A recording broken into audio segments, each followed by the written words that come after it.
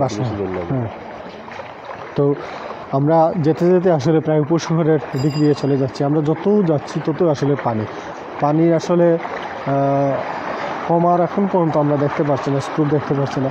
কারণ গতকালকে যে প্রচুর বৃষ্টিপাত হয়েছিল, বৃষ্টিপাতের কারণে যত সময় যাচ্ছে পানি আসলে বৃদ্ধি পাচ্ছে। আশা করি যখন বৃষ্টি থেমে যাবে, বৃষ্টি যদি না দেয় তাহলে হয়তো কিছুটা পানি নামতে পারে, এরকম আশা করা যাচ্ছে। আর যদি বৃষ্টি আবার শুরু হয়, এক নাগারে বৃষ্টি হয়, তাহলে এই যে পানিগুলো এগুলো আর নামবে না, যেরকম আছে সেরকমটা হয়তো আরও বৃদ্ধি পেতে পারে এরকম। তো আমরা প্রায় হাঁটু পানির উপর দিয়ে আমরা লাইভে সংযুক্ত আছি এবং হাঁটু পানির উপর দিয়ে আমরা হেঁটে হেঁটে লাইভ করছি, এরকম আমরা আপনাদেরকে দেখানোর চেষ্টা করছি।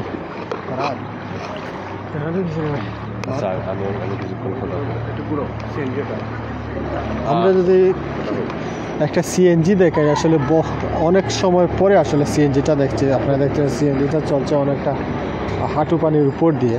সিএনজি আসলে সিএনজি এরকম সিএনজি চললে সিএনজি যে সাইলেন্সার যেটা বলে সিএনজি সাইলেন্সারে পানি ঢুকলে আসলে সিএনজি স্টার্ট বন্ধ হয়।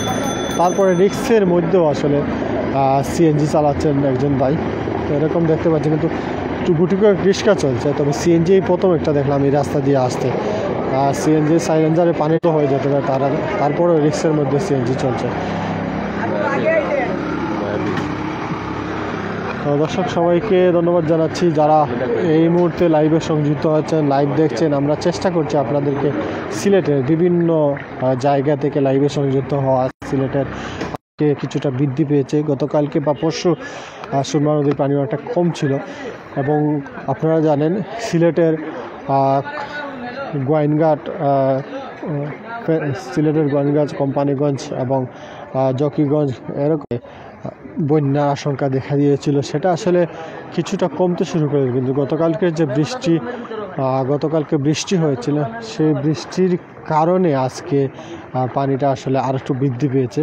তবে বৃষ্টি না হলে হয়তো বা এই পানিটা আসলে আস্তে আস্তে কমতে শুরু করবে।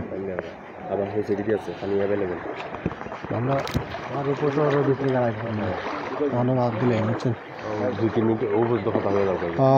দর্শক আমরা একটু আসলে ব্রেক করে ফেলছি। আমরা এখন পর্যন্ত আসলে সুবানীঘাটের ভিতরেই আছি এবং সুবানীঘাটের ভিতরের অবস্থান আপনারা দেখানোর চেষ্টা করছিলাম। একটি বিষয় আসলে সুবানীঘাটের যে প্রতিটা বাসা বাড়িতে নিচের মানুষজন আছেন এবং হয়তো বা দোতলা তিনতলা এরকম মানুষ বসবাস করছেন। তারা যখন ঘর থেকে বের হচ্ছেন, তারা পানি ভেঙে আসলে রাস্তাঘাটে চলাফেরা করছেন। অনেকে আসলে তারা লুঙ্গি গামছা পরে আসলে তারা যাচ্ছেন। তারা সিলেটের যে মেইন রাস্তায় গিয়ে আসলে তারা এই কাপড় চেঞ্জ করছেন এরকম। এবং সেখানে আসলে গাড়ি ঘোড়া বা যে তারা আসলে চলাচল করছে না, সেরকম কোনো যানবাহন আমরা দেখতে পাচ্ছি না। গুটি কয়েক রিক্সা ছাড়া আসলে এই রাস্তা দিয়ে যানবাহন চলছে না। তো এরকম আসলে আপনারা দেখানোর চেষ্টা করেছিলাম সিলেটের আজকে যে যুক্ত হয়েছি।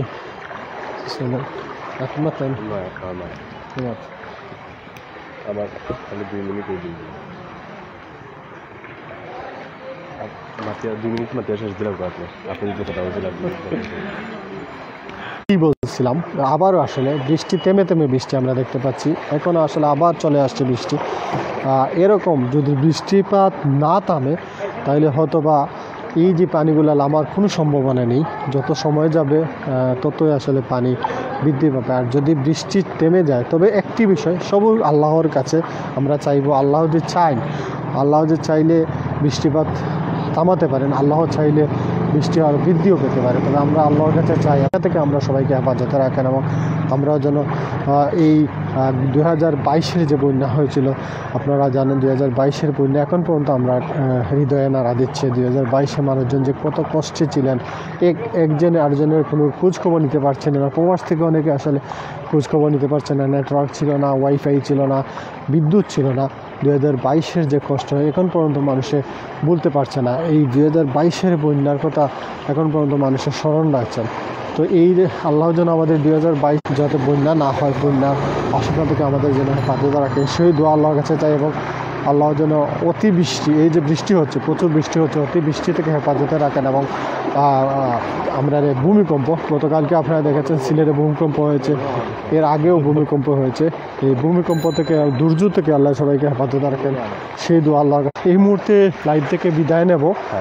অনেকক্ষণ থেকে আমরা লাইভে সংযুক্ত হয়েছে এবং সিলেটের যে সুবানীঘাটের বিভিন্ন বাসাবাড়ি দেখিয়েছিলাম বা রাস্তাঘাটের অবস্থান দেখিয়েছিলাম। এবং আপনারা যারা এই বাসিন্দারা আছেন, সুবানীঘাটের বাসিন্দারা আছেন,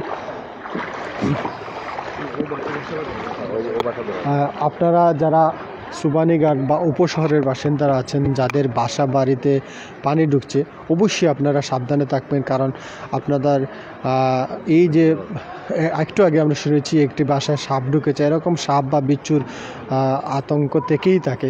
তো আপনারা সাবধান অবলম্বন করবেন, আপনার শিশুদের সাবধানে রাখবেন, আপনার বয়স্ক মা বাবাদের সাবধানে রাখবেন। সেই আশা এবং প্রত্যাশা রেখে এই মুহূর্তে আপনাদের কাছ থেকে বিদায় নিচ্ছি। সবাই ভালো থাকবেন, সুস্থ থাকবেন। আসসালামু